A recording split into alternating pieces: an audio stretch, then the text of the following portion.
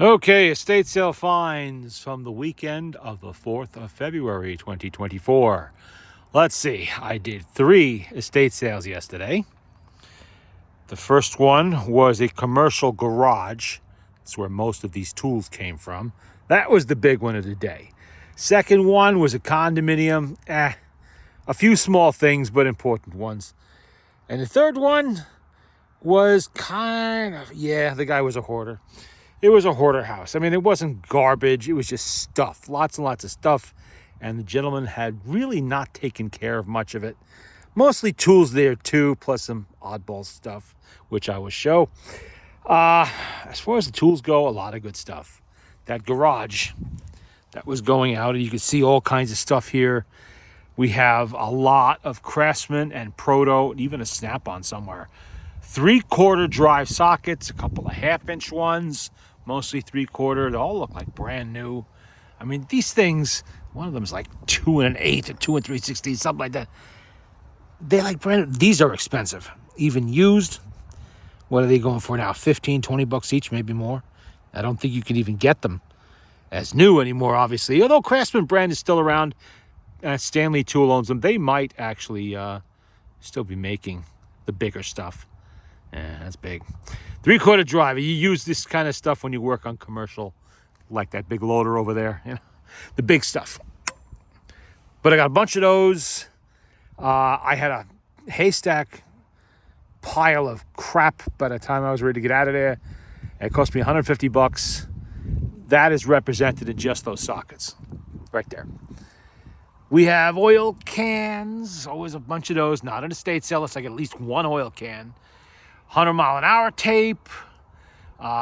There is a bunch of adjustable wrenches. These mostly came from the hoarder house. There are 1 or 2 from the garage. We have Proto, Dymaloy, Electrolyte, Husky, Crescent, Craftsman, and whoever makes them for Craftsman. Who else is in here? Taiwan, China. They're both representatives, one of each in there, from both Chinas. Yeah, that was it. I didn't think I had anything else. But that's kind of a lot of different manufacturers of adjustable wrenches. Some of them are a little beat up. Most of them are in pretty good shape. They just need to be cleaned up, which I will do over the course of the winter. It's still winter. It's not particularly warm. I'm out here in the sun doing this because if I tried this in the shade, I'd have less glare, but I would freeze to death. It's like 36 out here, I think, so maybe 35. What else? Oh, all kinds of wrenches. A lot of big Craftsman wrenches. With 2 or 3 right here, 1 1/4 inch. Again, big stuff, commercial stuff. There's a brace, a Dunlop brace in there.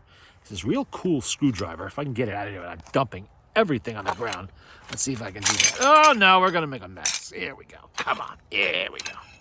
Look at this. That's old. Nice wooden handle. Big, heavy shank. Look at the blade on that. It's almost like a chisel. For a minute, the first time I saw it, I didn't know if that was a screwdriver. But it is. Just a real old one, but in good shape. The rust will clean off there. The handle is nice. Even got a little lanyard on there. This was from the garage. What do we got? We got some reducers here, adapters. That one's 3/4 to 1/2 inch. No, I'm sorry. That's 1 inch. 1 inch. Excuse me, to 3/4. And this one is 3/4 to 1 inch. In fact, why don't we just do that? And then, no, can't do that. That's 1/2 inch. All right.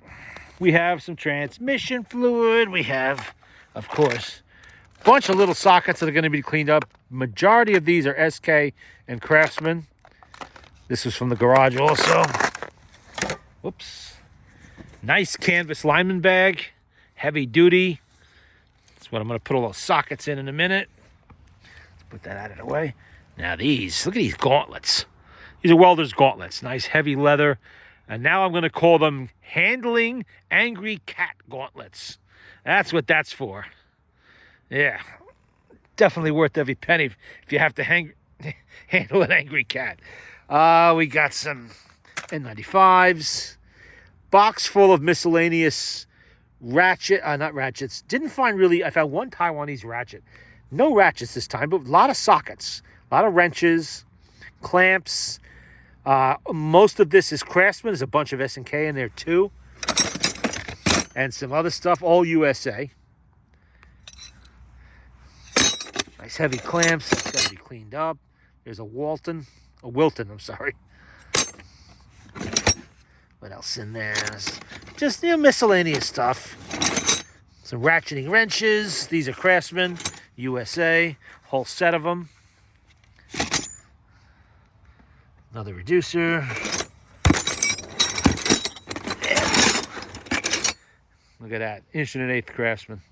These are getting not only hard to find, these old style Craftsman ones made in USA, but they're also getting a little expensive now, even on eBay. But these ones were not expensive to me. Like I said, $150 an entire haul. There's multiple bags here, heaps and piles. Some of the can. Look at this funnel. Look at that. USA high-grade funnel, brand new. Got that in the pile too. Always good to have those. You need to put transmission fluid into something, you got to have this kind of funnel. And these last a lot longer than those plastic ones. Always crack on me. I hate that. Big old clamp here. What was this one? Yep. J.H. Williams and Company.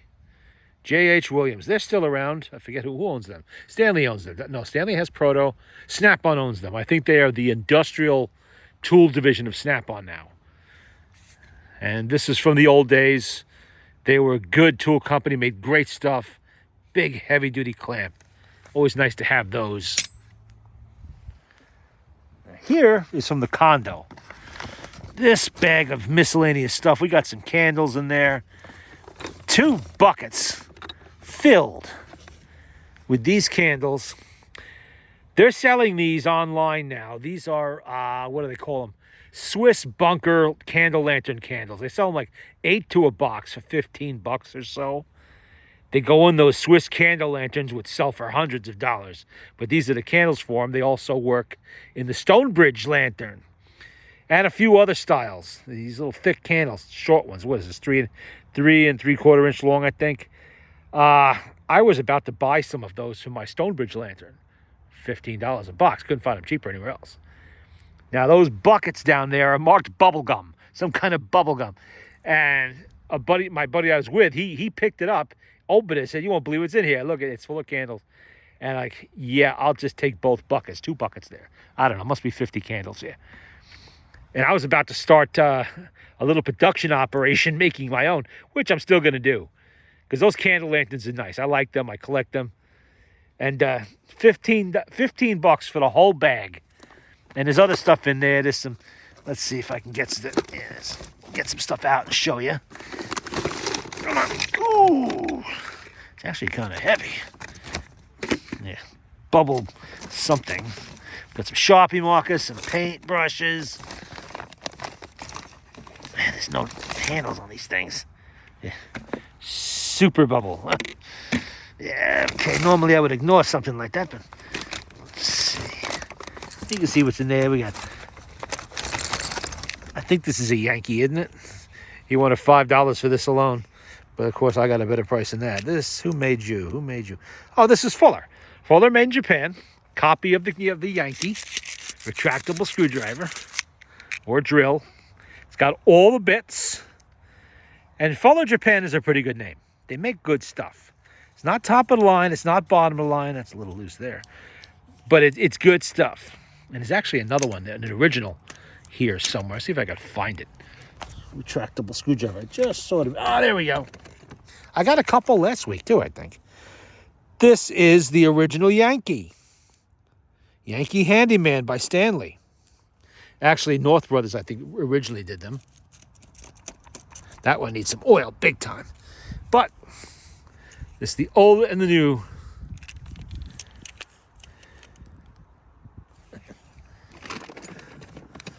Put that up there.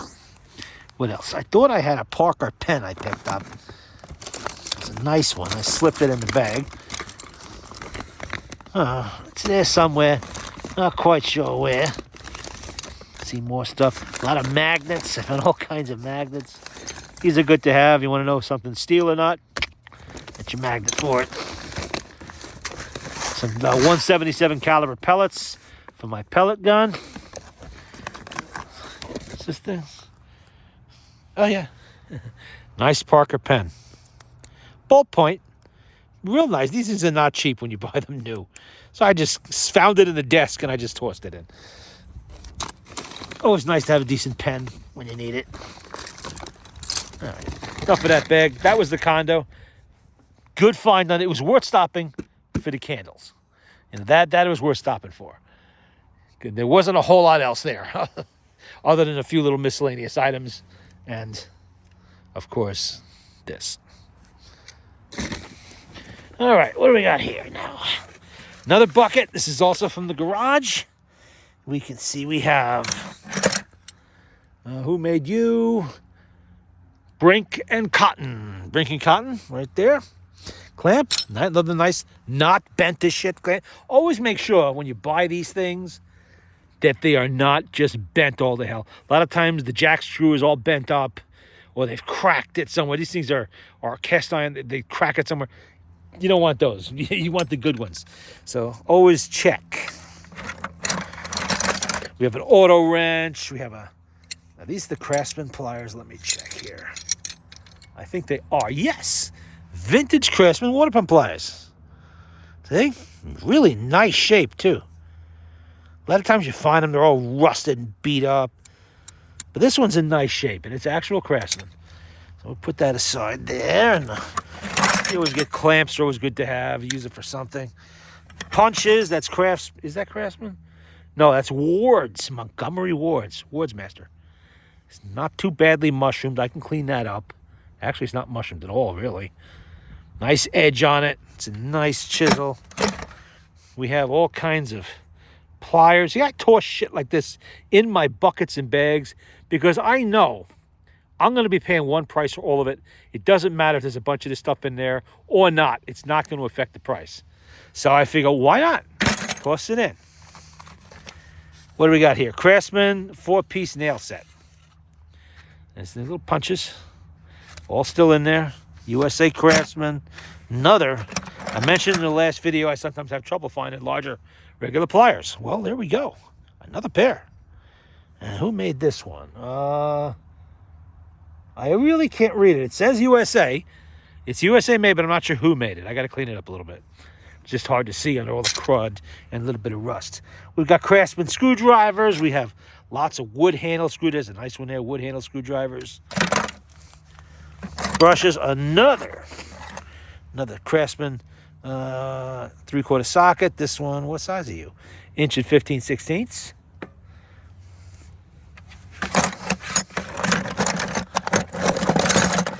Oh. Teeny tiny pipe wrenches. This is probably German made, I bet. Yep, that's made in Germany. I have a few of these already. No real practical use, not really. Small jobs, I guess. But they look nice, kind of hanging up on the wall. So I'll clean that all up, repaint the handle, make it look nice, and put it in my collection. There's a pair of calipers in there. There's some Sharpie markers, things like that. All kinds of sockets and wrenches. Goodies like that. And the Homer bucket. Got that thrown in there with it. And here we have, this is mostly from the hoarder house. You can see the difference. These tools are used, but they're fairly decent shape. They're not really abused. They're all rusted and nasty. These ones, on the other hand, require a little more work from me. We have, well, these are diver's weights, which is lead, probably pure lead. Always good to have for casting. Musket balls and whatnot. Good to have for that. It's 5 pounds there. It probably feels like it anyway. We have decent wrenches. Who made that? Chromaloy. Oh, this is a Williams Super Wrench. You really can't read it. Oh, yeah, you can. The Super Wrench. That's the Williams company makes those. More of, I think I had 2 or 3 wire brushes. That was good to have. Cutting pliers that might be Klein or might not be. Don't know. I can't read anything on it because they're all crudded up. Could be channel lock too, but the red handles kind of just throw it off. Except they do look in good shape. So no matter who made them, these will be used in the shop. what else we got in there? We got nut drivers. This is a magnetic screwdriver. This is for tin knocking work. You can put your little screw on there, your quarter-inch screw, and it won't fall off because there's a tiny magnet in there. But I'm going to have to scrub all of this. Ugh. Another nice screw. Who made this? A Stanley? I think it is. Made in USA. No. Oh, Bonnie. Is it Bonnie or Barnaby? That looks like Barnaby. It doesn't...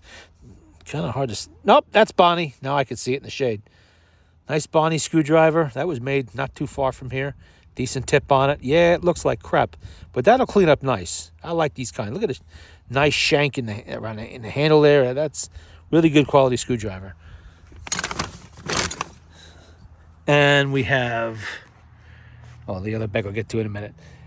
Well, you get the idea on that. Just rusty tools from all over the place. There is a jack there.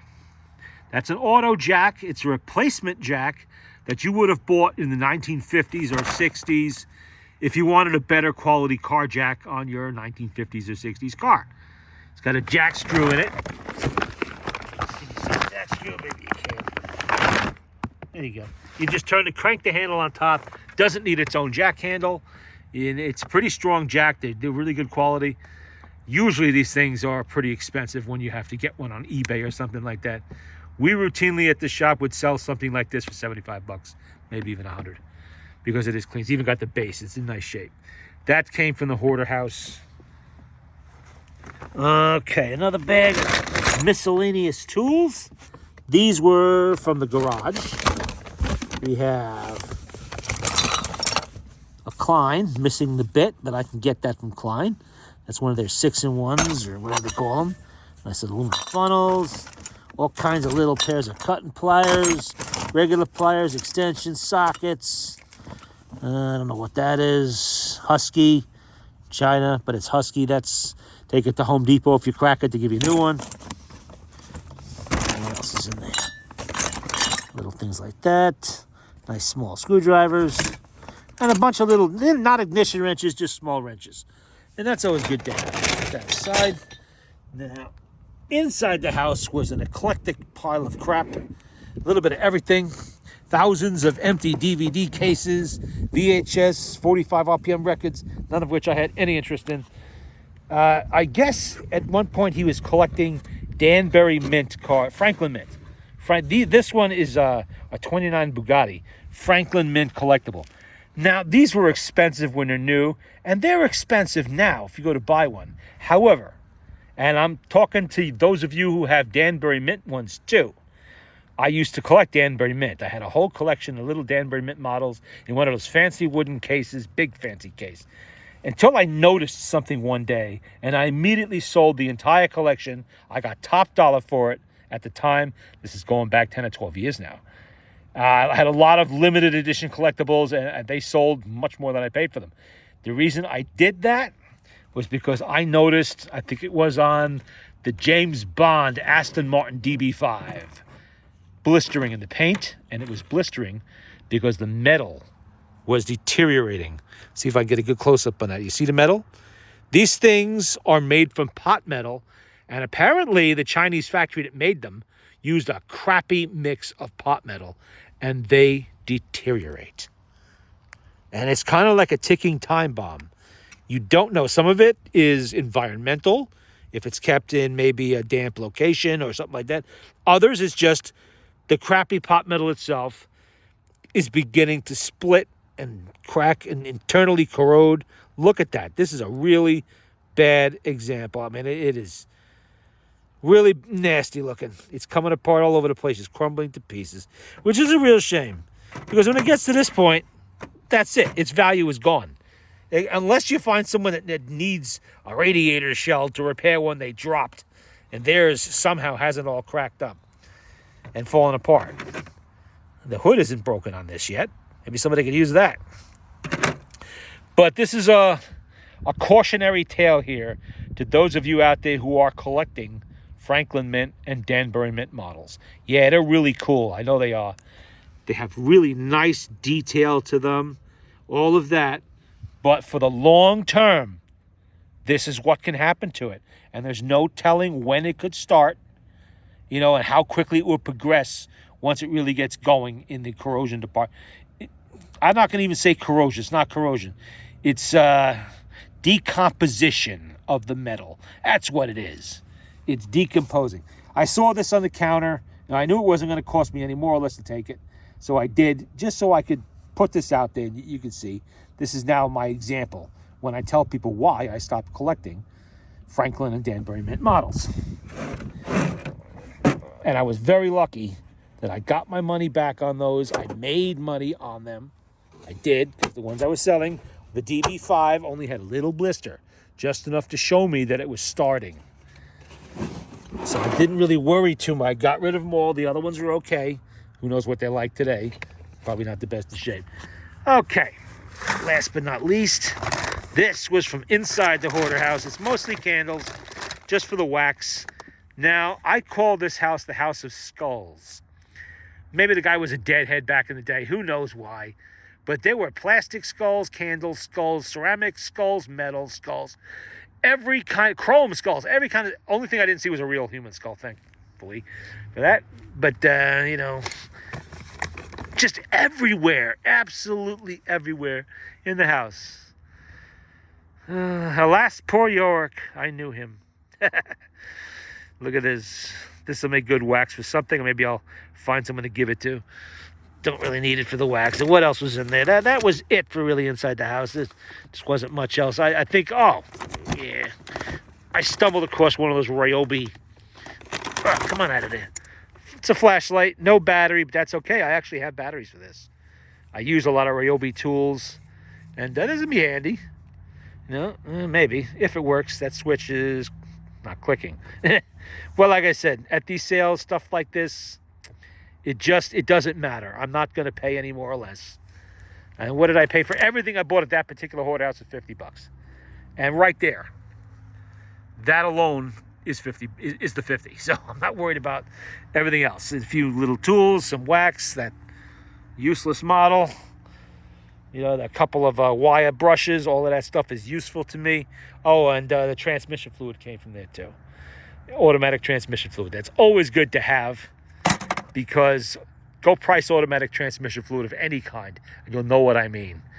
Why it's worth collecting up. Let's see, did I forget anything in particular? Not really. A lot of tools, though. That's what I go to these shows for. I'm looking for cool old tools. You know, like these auto wrenches. These are always cool. They look so nice when they're all cleaned up. Not sure who made this one, but there could be an identifier on there somewhere.